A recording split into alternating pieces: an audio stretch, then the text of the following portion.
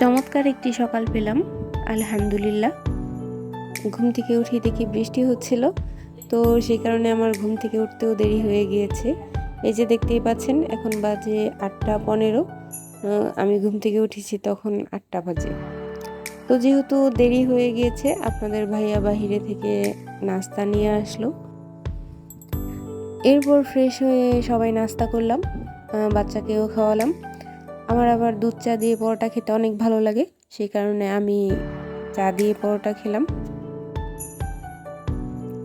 এই যে কুমড়ি শাকগুলো দেখতে পাচ্ছেন, এগুলো আপনাদের ভাইয়া যখন নাস্তা আনতে গিয়েছিল তখন নিয়ে এসেছে, একদম ফ্রেশ।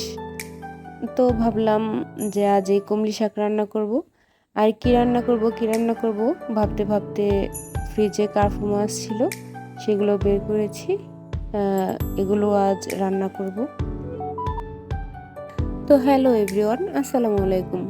কাছে এবং দূরে যে যেখান থেকে আমার ভিডিওটি দেখছেন, আশা করি সকলে ভালো আছেন। আমিও ভালো আছি, আলহামদুলিল্লাহ। তো কে কোথায় থেকে আমার ভিডিওটি দেখছেন আমাকে কমেন্টস করে জানাতে পারেন। আমার ভিডিওটি ভালো লাগলে আমাকে লাইক কমেন্ট করবেন। ফেসবুক থেকে দেখে থাকলে আমার পেজটি ফলো দেবেন। ইউটিউব থেকে দেখে থাকলে আমার চ্যানেলটি অবশ্যই সাবস্ক্রাইব করবেন। যারা অলরেডি সাবস্ক্রাইব করেছেন তাদের প্রতি অনেক ভালোবাসা রইল। সময়ের কাজ সময়ে করলে কোনো কাজেই প্রেশার মনে হয় না।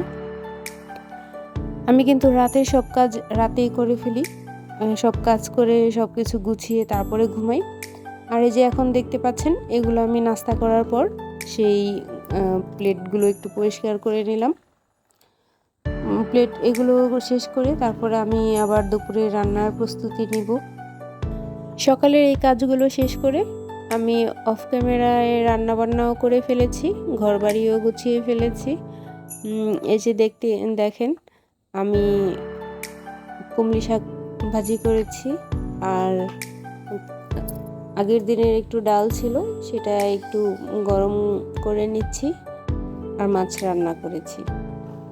আর এই ভাজা মাছগুলো এগুলো আমার বাচ্চার জন্য রেখেছি, ও আবার তরকারিতে দেওয়া মাছ খেতে পারে না, সেই কারণে।